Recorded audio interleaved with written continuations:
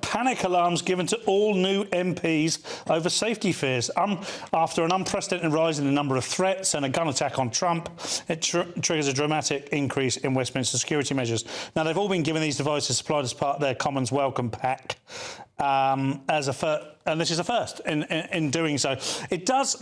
I'm slightly cynical about these things because it always feels like slightly more of an insurance policy than a deterrent, because should something happen, God forbid, and you know the chances are getting higher and higher. It's almost like the powers that be can say, "Look, we gave them alarms," but they cite Trump in this. Had Trump had a panic alarm, that would have helped. It wouldn't have helped at all, would it?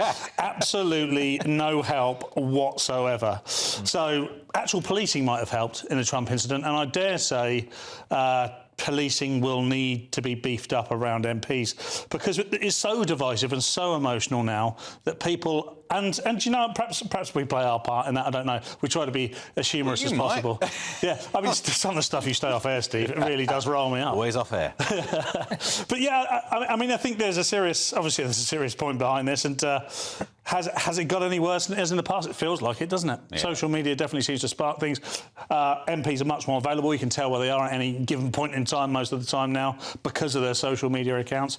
So, yeah, I mean, this is a worrying sign of things to come, perhaps. I mean, Adam, they've been available before, but apparently the MPs had to request them. They've got GPS trackers in. You press a button, the police turn up. Maybe the police then run away, like they did in Leeds. It's difficult to know, isn't it? So does any of this, does it worry you, or this move make you feel safe? Yeah, I mean, I think it's very advanced technology. I mean, it seems like, you know, it's just basically they've been given a smartphone which has a GPS tracker and the ability to play loud noises.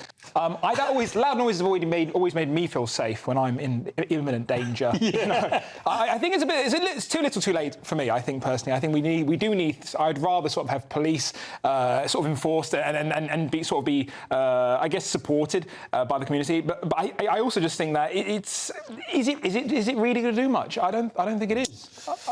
We don't want to change too much, though, because one of the things about politics over here is you can actually go and speak to your representative, whereas in America, they've got, you know, 15 people with big guns, and, I mean, you can have your argument about whether they're trained or not these days, but it's been better over here, hasn't it? You can actually speak to your representative. Yes, and it is rare that there's a major incident. I mean, we can all name 2 or 3 straight away. Joe Cox comes to mind immediately, of course. But even at the lower level stuff where Farage is getting milkshaked, you know, anything could be in that. The fact they've got access to... He had some burly chaps stood around him, and he was still able to be covered in the gunge. So, you know... At what point is the alarm got to be used? Like before the milkshake hits him, or how does that work? Just put it quick, isn't he? Yeah. Very quick.